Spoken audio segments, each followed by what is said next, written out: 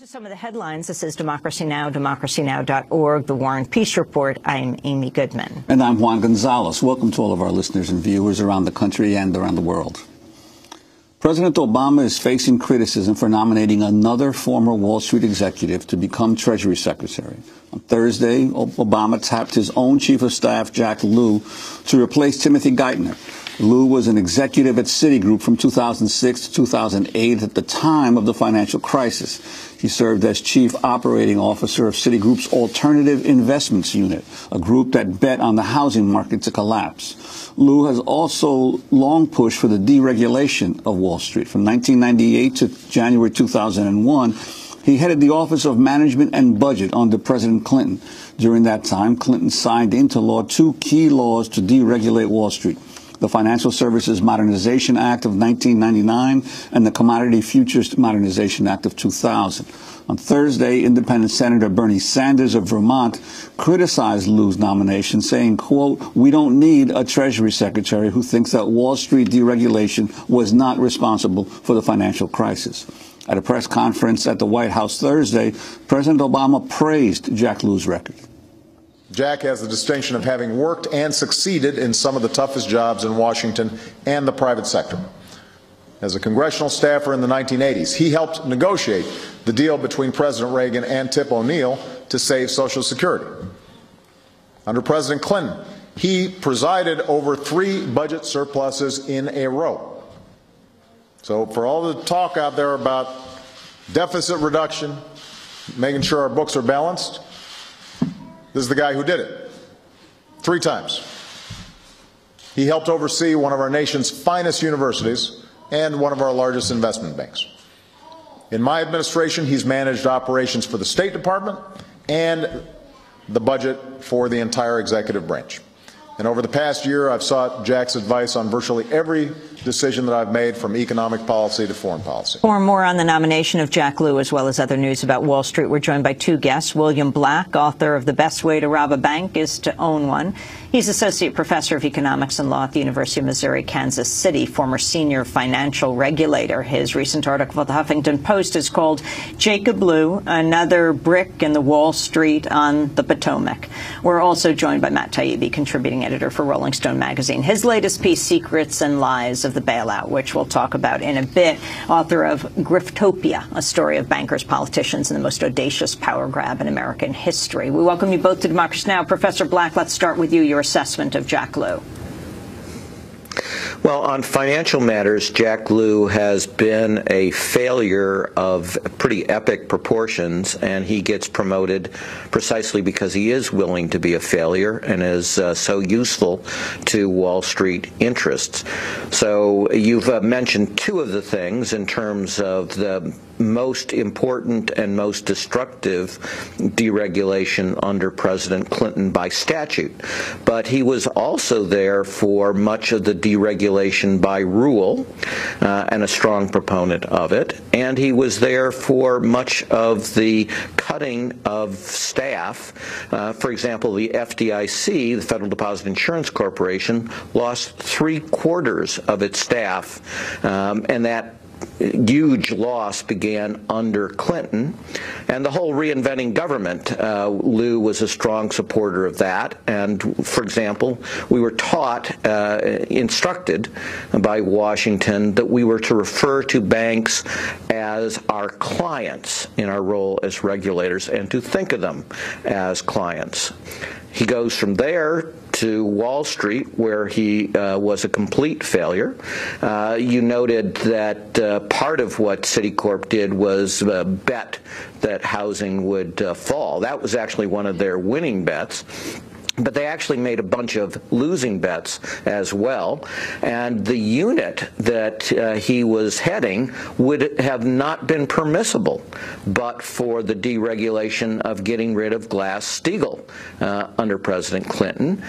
And you saw, as an example of Citicorp, why we shouldn't be doing this. Why would we create a federal subsidy where all of us, through the U.S. government, are on the hook for Citicorp's gambling on financial derivatives for its own account?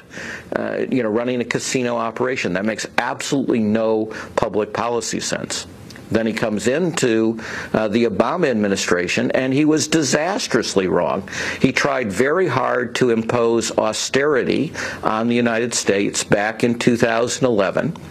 Which is, he wanted, the European strategy, which has pushed the Eurozone back into recession, and Spain, Greece, and Italy into Great Depression levels of unemployment. And this is the guy, after all of these failures, who also is intellectually dishonest. He will not own up to his role and deregulation's role and desupervision's role in producing this crisis, and not just this crisis, but the Enron-era crisis and the savings and loan debacle. Matt Taibbi, your reaction to the nomination of Jack Lew by President Obama? I think there's a couple of things. I agree with everything that Professor Black said. I think it's the symbolism of this choice is, I think, very important for people. Just the mere fact of picking somebody from Citigroup and from that same Bob Rubin nexus that Timothy Geither came from. And, you heard Barack Obama, as he's introducing Jack Lew, praising Tim Geithner as somebody who's going to go down in history as one of the great Treasury Secretaries of all time.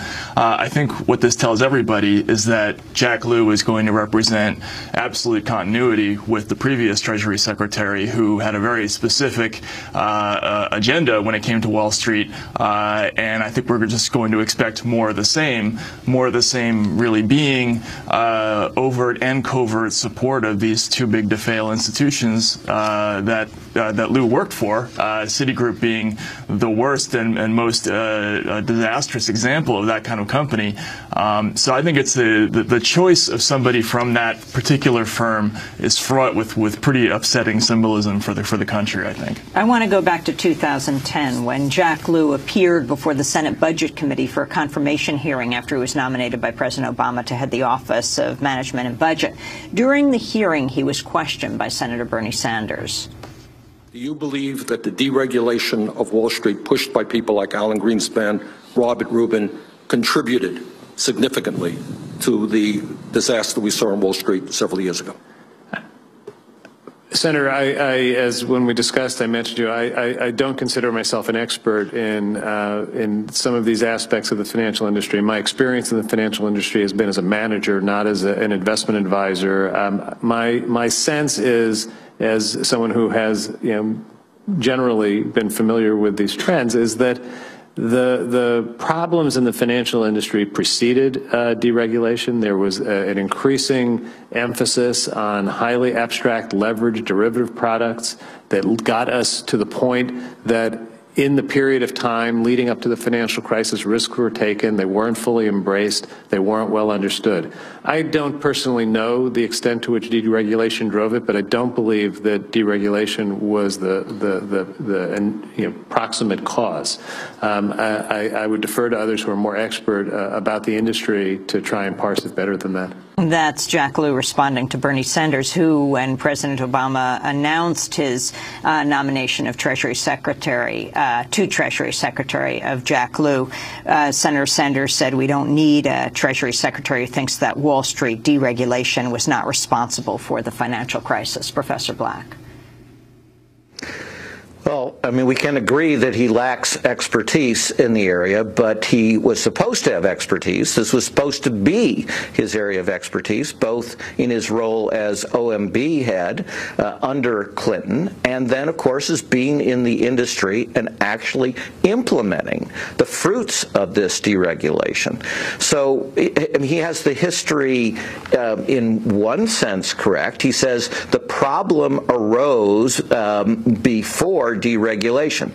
That's true that derivatives were already a problem before deregulation, and so Brooksley Born proposes to deal with the problem by having a regulation to deal with credit default swaps.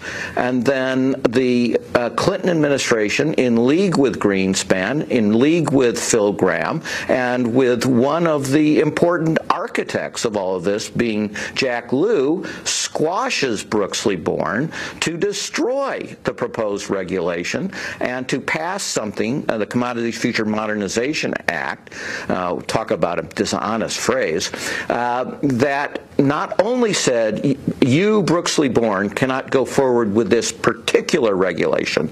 The statute actually said, we hereby withdraw all regulatory powers to protect the nation, period, from the federal government, from the state and local government. We exempt you from the gambling laws. We exempt you from the boiler room laws to prevent fraudulent operations. It's one of the most extraordinary abusive things in the world, heavily involved with AIG's ability to produce not just the disaster at AIG, but the disaster of credit of the CDOs that blew up a larger portion of the world, and those CDOs would not have been possible without these credit default swaps. So this is a guy who designed the disaster, participated in the disaster on Wall Street, was made rich by it. We haven't talked about the fact that he got huge bonus for helping to destroy the world at Citicorp, and he got it through the bailout of Citicorp by the U.S. government. So he produces disaster, profits from the disaster, we pay him bonuses for causing the disaster, and then we have the absurdity of the President of the United States saying that this is a man with a track record of unmitigated success. It is exactly the opposite in terms of finance. He is a worthy successor to Tim Geithner in that he has screwed up everything substantively he has ever touched. William Black, I'd like to ask you about another aspect of Lew's portfolio, his stance on austerity. You've raised questions in terms of his continued support of austerity measures as opposed to efforts by the government to stimulate the economy. Could you talk about that? Yeah, and this is an irony as well in terms of the political aspects and Obama. So under Lew, in his new incarnation a while back as OMB head for Obama, I have a piece that talks about how OMB under Obama sounds almost exactly like the Tea Party. So it adopts all of their rubric about, these terrible social programs, these terrible safety net, and how it's going to imperil our nation. And what we need to do is be balancing the budget. In other words, austerity. Now, had Obama succeeded in following Lew's recommendation in July 2011, when they were trying to negotiate the so-called grand bargain, which is really the grand betrayal of the safety net, unemployment in July 2011 was 9.1%. Austerity in the United States would have done just what it did in Europe.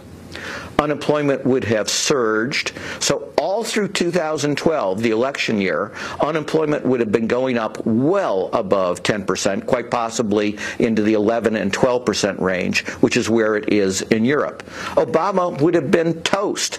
There would have been no chance. He would have been crushed in the election. The Democrats would have lost control of the Senate and such. And these folks, even today, are claiming that the failure to achieve the grand betrayal and to cut the safety net is their great disappointment. So they not only tried to destroy themselves and the country, they are continuing to do that. And indeed, but for Harry Reid literally throwing the Obama administration's suggestion that they do cuts to the safety net in the fireplace and burning it up, they would have gotten it as part of this interim austerity deal that was just done about 8 days ago. We're going to break, then come back to this discussion with William Black, professor at the University of Missouri, Kansas City, and Matt Taibbi, Rolling Stone editor.